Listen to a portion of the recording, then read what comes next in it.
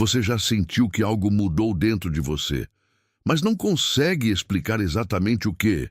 Talvez você tenha conhecido alguém interessante, alguém que em outra fase da sua vida despertaria aquela intensidade, aquela ansiedade gostosa, aquela sensação de estar se envolvendo em algo maior do que você. Mas dessa vez foi diferente.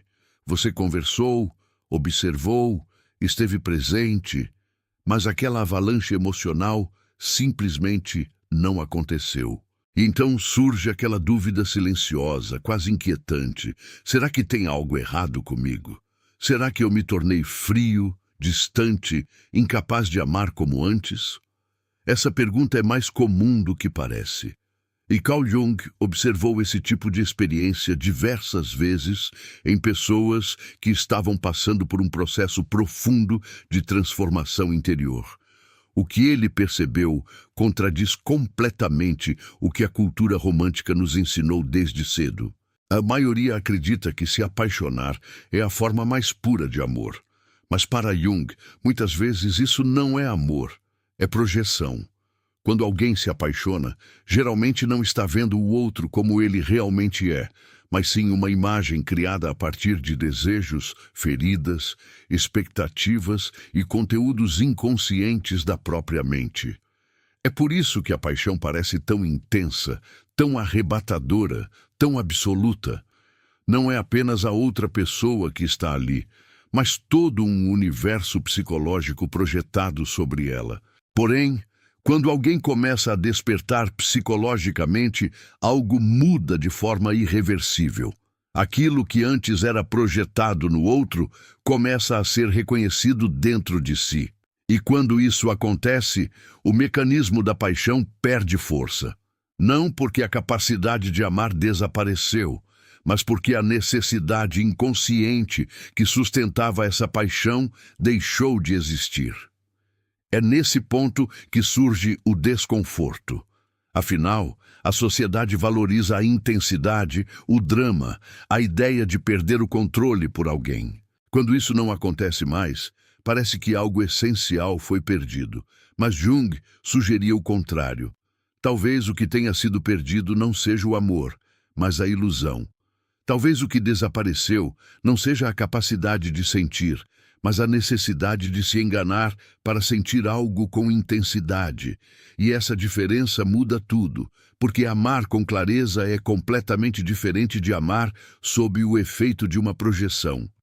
Amar com clareza não é uma queda, é uma escolha. E escolhas raramente têm a mesma euforia de uma queda, mas possuem algo muito mais profundo: estabilidade, presença e verdade. Para compreender isso melhor, é importante olhar para um dos conceitos centrais da psicologia de Jung: a ânima e o ânimos, imagens inconscientes do feminino e do masculino presentes em cada pessoa. Quando essas partes não estão integradas, elas buscam expressão através da projeção no outro. É por isso que no início de muitos relacionamentos, alguém parece perfeito, quase mágico, como se fosse exatamente aquilo que faltava. Na realidade, o que acontece é um encontro com partes desconhecidas de nós mesmos refletidas no outro. A intensidade não vem apenas da pessoa real, mas desse encontro com o próprio inconsciente. Isso explica por que tantas paixões começam com uma sensação de destino e terminam em desilusão, quando a projeção se desfaz e resta apenas a pessoa real, que nunca poderia corresponder à imagem idealizada criada. Jung percebeu que esse ciclo se repete até que a pessoa comece a integrar essas partes internas, trazendo para a consciência aquilo que antes buscava no outro. Quando isso acontece, algo muda profundamente. A pessoa deixa de procurar alguém que a complete, porque já não se sente incompleta da mesma forma. Isso não significa que ela não deseje companhia, intimidade ou parceria, mas sim que o vínculo deixa de ser uma tentativa de preencher um vazio. A relação passa a ser um encontro entre duas pessoas inteiras e não uma tentativa de juntar duas metades. Para quem ainda vive na carência, Essa calma pode parecer frieza. Para quem confunde intensidade com profundidade, essa serenidade pode parecer desinteresse. Mas, na verdade, é uma transformação na forma de sentir. O amor deixa de ser necessidade e passa a ser escolha. E escolhas conscientes não são movidas pelo medo de perder, pela ansiedade de possuir ou pela fantasia de ser salvo.